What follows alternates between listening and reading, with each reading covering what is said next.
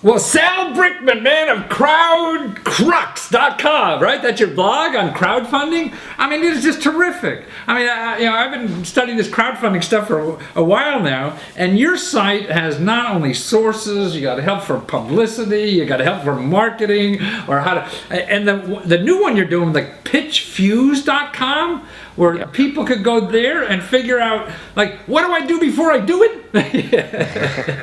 Which is probably the most important thing to do, isn't it? Yeah, it's definitely the preparation phase is crucial, and it's also the most overlooked. So Well, it's homework. So who wants to do homework? Yeah, and it's easier just to jump in the water and see if you can swim, which isn't good a lot of times. So Sal, why did you get into crowdfunding? I mean, you're a young fella and you have an IT kind of business background, but why crowdfunding?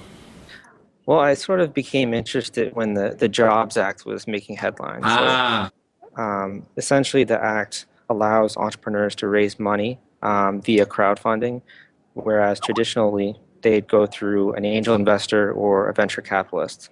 And really, that just opens the floodgates to, um, probably the number one biggest obstacle that I'll see entrepreneurs say, I can't, go through with my idea, or I can't execute on my dream because of money. right. And that just sort of takes away that entire obstacle to starting a business. So I thought that was really fascinating, and that got me interested.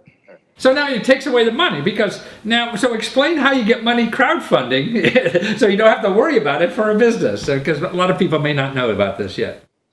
So there are two different types of crowdfunding primarily for businesses. Uh-huh. One you might have heard of, Kickstarter, Indiegogo. This is called rewards-based crowdfunding. Uh-huh. And the second type that I was referring to before is called equity crowdfunding. Ah, equity, And right. equity crowdfunding hasn't been yet legalized.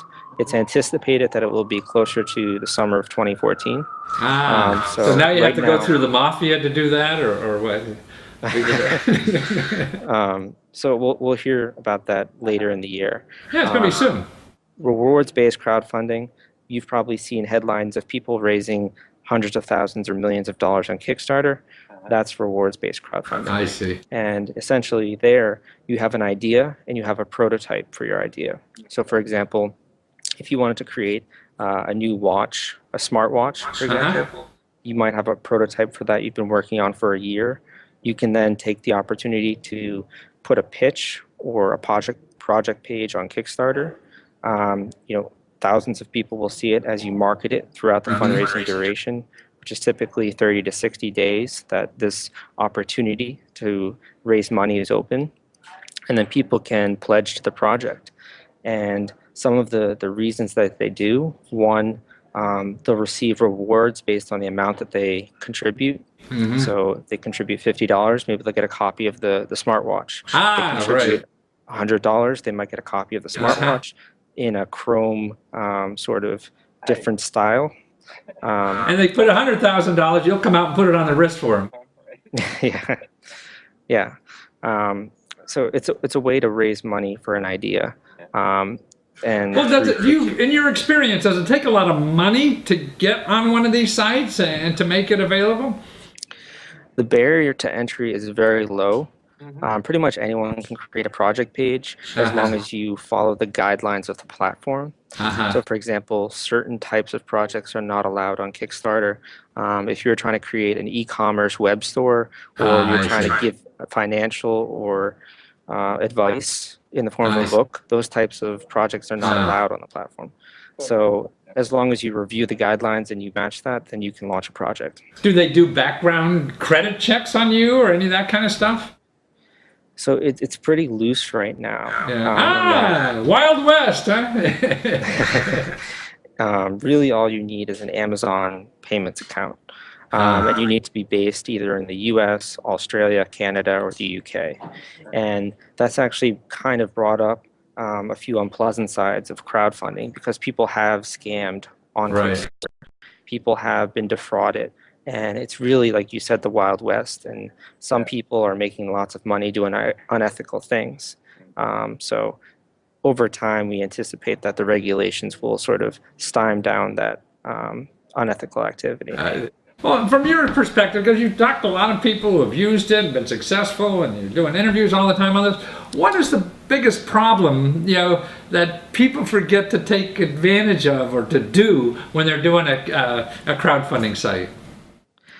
I think the biggest sort of mistake or the biggest misconception Yeah. is that you're going to raise all of this money from people anonymously online. I see. And the truth of the matter is, anywhere from 30 to 70% of the people that back your campaign are usually in your social networks. I see. So, for example, some campaigns I'll see they'll raise 30% of their fundraising goal. Say their fundraising goal is 10,000, they raise 3,000 from their social network, and then because people see the social proof behind the campaign, I see. they're willing to then pledge money, and they're able to raise $7,000 from the crowd.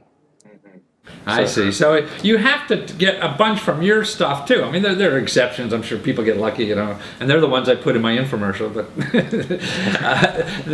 but mainly you have to have a network yourself and start building that. That's why your pitchfuse.com sounds very important to anyone considering using crowdfunding, because that's what you have to start preparing. So when you are going to put that site up, that you're prepared for that stuff.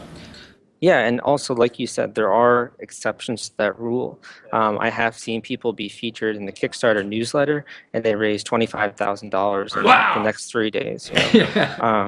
So there are exceptions. I always tell people to not plan for serendipity, but just hope it will happen, but to plan for actually raising your fundraising goal. Right. Now, you can't plan for lightning hitting you. But the important thing is you need to put yourself out there for that to happen. How big do you see this thing getting, or how? I mean, now it's still minuscule in a way. I mean, a couple $1 billion, maybe, if that, when you put in, peer-to-peer lending and all that kind of stuff. But do you have a sense of how big this could be? How soon?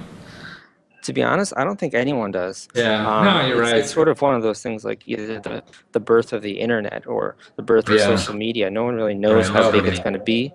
But I can tell you that if you think in terms of self-interest, it's great for creators. It's an awesome experience for backers. And when equity crowdfunding is legalized, it's just going to add another sort of person to the equation. Absolutely. They'll be able to actually receive dividends and cash in on it. So. Right. Well, things are growing exponentially now, it seems, in the last 2-3 years, so there's an exponential growth. Now, how long that will be, but you're right. I mean, once we get into becoming an investor and all that kind of stuff, and you could do it with just $5,000 and own the next Facebook or whatever the heck it is, that has to open the floodgates. And I think our country needs this. We need innovation.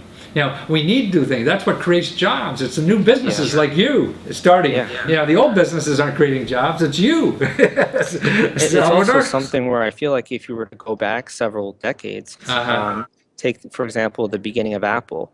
Steve Wozniak, had Kickstarter existed, he might have put his Apple II up there for the crowd to back, rather than needing to find Steve Jobs first to be able to sell it and begin to get the initial capital there. So actually, he got government money for it too. Then he got. I mean, a lot of those guys. I mean, FedEx is the same way, because there's money in the government for that kind of stuff. But it's all that bureaucracy and everything. And here it's democratized. You don't even have to fill out a 30-page application or whatever. You just follow the directions and put up your information about what you're selling, and you're on your way. Huh? Yeah, the important thing though is you need to put yourself out there. That's I think the key takeaway. Yeah, nothing happens by itself. People have to know about it, right? No, you're right. Well, it's a delight to have you, and I'm so glad that your site is there, because it is a place. I mean, if people go to crowdfunding, and they're going to all these people, and you're really a clearinghouse for what's available, how to use it, and work with a small person, it sounds like, and really how to prepare to do something. And that's why. So your main website is crowdcrux.com, and also take a look at pitchfuse.com, because that sounds very important. Yeah.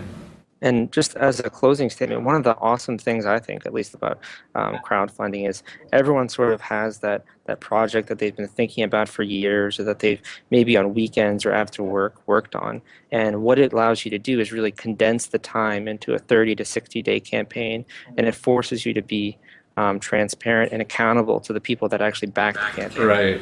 So it sort of is a way to get started on that project that you've just been pushing to the side for a while. Yeah, but I mean, that's right. There's no excuses. To take that idea and see if the world wants it. It'll tell you right away, and it doesn't cost you anything, right? Yeah, exactly. Right. Well, wonderful. Well, thank you again, Salvador. And that's crowdcrux.com and pitchfuse.com. Thank you. Yeah, that's great. Take care.